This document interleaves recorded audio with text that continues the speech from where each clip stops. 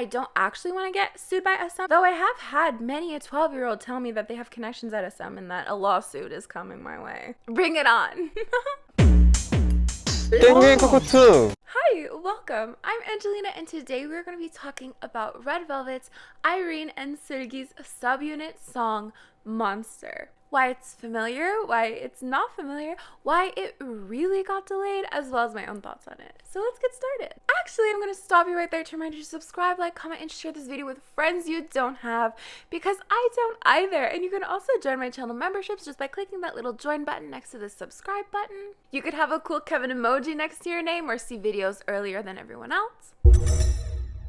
First of all, let's talk about why it is familiar, because personally, to me, this just screams Red Velvet, this screams SM, but I've seen a lot of comments saying that this gives them YG vibes. Like, I know it was delayed, but I didn't think we had to go there. But I seriously do not see it. Like, I would never in a million years mistake this for a YG song. I think the entirety of the song is very SM-like in nature. But I think what people might be referring to is kind of the style of singing, kind of the feeling of their voices, especially within the verses of the song. And this whole concept of a YG style of singing is something I only noticed after Solmi pointed it out when she was doing promotions for her song Birthday on Idol Room. She basically explained how she would have sang the song differently if she were still under JYP, describing the JYP style as half air, while the YG style of singing has more feeling to it, and then gave some examples. So here's an example of her singing the first line of her song Birthday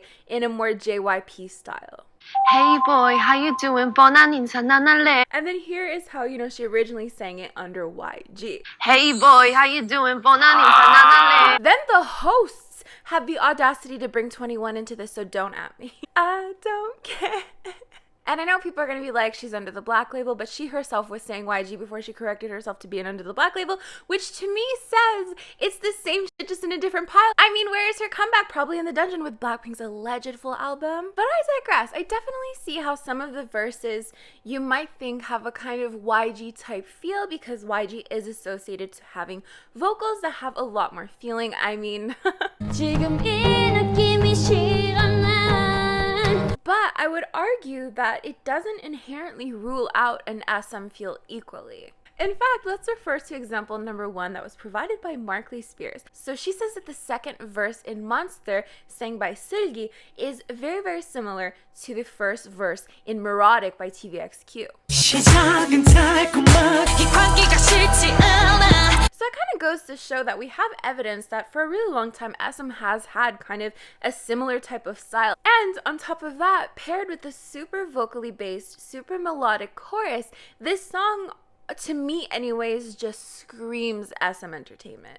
Like, I just wouldn't picture groups like 21 or Big Bang singing this, but I could easily envision, EXO or Girls' Generation singing a song like this. So I'm not saying you're wrong, but I'm kidding. But let me know down in the comments below, did you get more YG vibes? Or do you maintain this is definitely an SM sound, like classic SM sound? Okay, so another example of its familiarity, at least within the music video, is definitely these recurring elements that we often consistently see in Red Velvet's music videos. So the two elements that I see are tables and scissors, which surprisingly are super consistent across their music videos. So in that respect, I think there's definitely some odes to Red Velvet for sure. And in that sense, I could also picture Red Velvet singing this song, obviously. So I don't think that the subunit themselves have created a super separate identity. So if we compared maybe, After School to Orange Caramel, Orange Caramel separated themselves so far away from like the image that we had of After School, right? So it's more along the lines of, After School versus After School Red or After School Blue. So you have these subunits, but they're not too far off from the group's original image. So let's now take a minute to talk about the concept of the song, which in my opinion is definitely girl crush mixed with horror. And I'm almost 100% sure that they would have gone a lot more hardcore with these horror vibes, but I feel like SM kind of cut it out of the music video, but we'll get into that later. Okay, so this type of concept, in my opinion, kind of distances itself from a girl crush concept with more creepy elements, right? So we have girl crush elements, of course, but you add in this element of feelings of uneasiness. For this subunit, we see that they have a lot more room to play around with creepy elements, horror elements, or just elements that make you feel uneasy. As we can see through the actual sound of the song, and even some of the effects, or rather, the one and only effect that I hated. Why was that necessary? That's another thing. Like, you see the one kind of demon face, but then like, that's it. I feel like there was a lot more, and then SM just cut it out. But anyways, and I actually came across a super interesting thread on Twitter from a music student of over a decade. And this thread essentially goes into so much detail about why the song is creepy and points to different references the song has to other well-known creepy elements in pop culture. For example, this user explains how the hook was sampled from the famous Freddy Krueger's theme, which appears in the Nightmare on Elm Street, as well as how the piano uses a similar key to Annabelle's music box, which explains why it's so ridiculously creepy. So this, among many other super interesting and knowledgeable insights that they have presented. So I will definitely leave this link linked in the description if you want to learn more about it. I thought it was very interesting, but it's definitely a testament to what extent they wanted to embed this creepy factor within the concept, within the song, within the choreography, within every single aspect. And I would say that it's not really done as much anymore. This is kind of a little bit reminiscent of, Bidi Bop Bop by Narsha, or even Midnight Circus by Sunny Hill. But obviously Monster has a lot more color saturation, has a much more fourth gen influence, has a lot more girl crush influence as well. Because as we mentioned before, it's kind of a mashup between girl crush and horror. It never really strays completely into the horror territory, at least in my opinion. But yeah, let me know if you'd like me to make a video of my own definitions of concepts within K-pop. I think that could be really interesting. Okay, let's move on to the choreography, because I feel like there is definitely a lot of creepiness embedded into the choreography as well, and it has to do with insects. Now, I know the song is called Monster, but I feel like it's more of a metaphor. I feel like the song is very insect-centric, and I'll tell you why, even within the lyrics. So the first scene we see is Seulgi crawling towards Irene, which gives me these very spider-like vibes. And then we see the opening and closing choreography where everyone is kind of intertwined, and they create a formation that kind of is reminiscent of a spider. They use their bodies and are connecting them to create a bigger picture, and it is really stunning. It actually reminds me of a peacock spider, and I'm not going to show it because I know a lot of people are afraid of spiders. I used to be deathly afraid of spiders until I actually saw a documentary about peacock spiders. They're so cute. But they essentially have a flap that is reminiscent of peacock feathers, and they do a dance, and it's adorable, and I'll link it below if you're interested in learning more about that. But just, the swaying motion is very reminiscent of that, very reminiscent of a spider. And since we're bringing animals into this, I feel like the color palette for the story is very reminiscent of a Gangang cockatoo. So then we see the backup dancers doing kind of this hand motion, which is very reminiscent of someone pretending that bugs are crawling on your body. And there's also this last move that I would describe as the praying mantis. But I don't know, did you feel like the insect vibes? Am I completely off? Does anyone agree with me? Let me know in the comments down below, and if you notice any insect-like other choreography moves, then let me know as well. And then of course we have the kind of killing part where they're kind of squatting and doing this side-to-side motion as well. And again, just more insect-like in my mind, I don't know. But these motions, these movements, just the way the choreography is made inherently adds to the creepiness factor, which of course ties into the lyrics.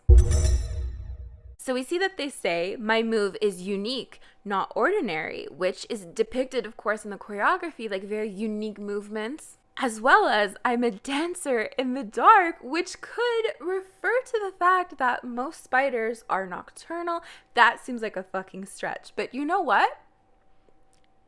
I don't know, maybe, I don't know. And then, "I'll crack every joint in my body and come close to your bed," meaning that she would alter herself like an insect, because insects don't have any bones. I don't know, that could very well be a stretch. But then we have the chorus, right? I'm a little monster, be scared of me. What is generally quite little and feared by many. Chihuahuas. Okay, so let's move on to why the music video was actually delayed. Now, this is all speculation. I don't actually want to get sued by SM, though I have had many a 12-year-old tell me that they have connections at SM and that a lawsuit is coming my way. Bring it on. Okay, so as we all know, the music video was delayed twice. That's a little fishy. And for the second time that it was supposed to be released, everyone was waiting to the minute and it just didn't come out and no one said anything. SM never really said exactly why. They just said that it would be delayed until the next day. A lot of people are taking note of the fact that the music video doesn't really feature a storyline. One comment reading, the music video contained a little too much choreography, though I assume that's SM's way of covering up some deleted scenes, hence the delay. And my thoughts are honestly quite similar to this. I kind of expressed earlier that perhaps there were too many gory elements or creepy elements, or there was probably some type of thing within the music video that could have gotten it banned, which is very similar to a recent example of Nature's music video for Girls that was too gory and got banned, so they had to alter it and re-upload it. Another comment pointing out how in the teaser Irene was holding a knife and that shot was not in the final video. And I definitely agree. It did seem like the music video was kind of switching from the same scenes very frequently, as if there could have been more to it, but they didn't really get into it. There could have been like an actual storyline, right? I mean, with the knife and the gun, but it never got past any point. So I'm really curious about that. Okay, so that is basically it for this video. Thank you so much if you made it to this point. If you did, you might as well click on another one of my videos because it helps the algorithm. And you can also comment, like, subscribe, and join my channel memberships if you want. If you click on the join button, you will see all the different levels that I have and what you can get out of each level. And it's just another way to kind of support this channel. Now, these are the current people who support me on a monthly basis. I'm so forever thankful for your support. Huge shout out to you guys. As for me, I'm gonna get going, so I will see you guys next time. Bye!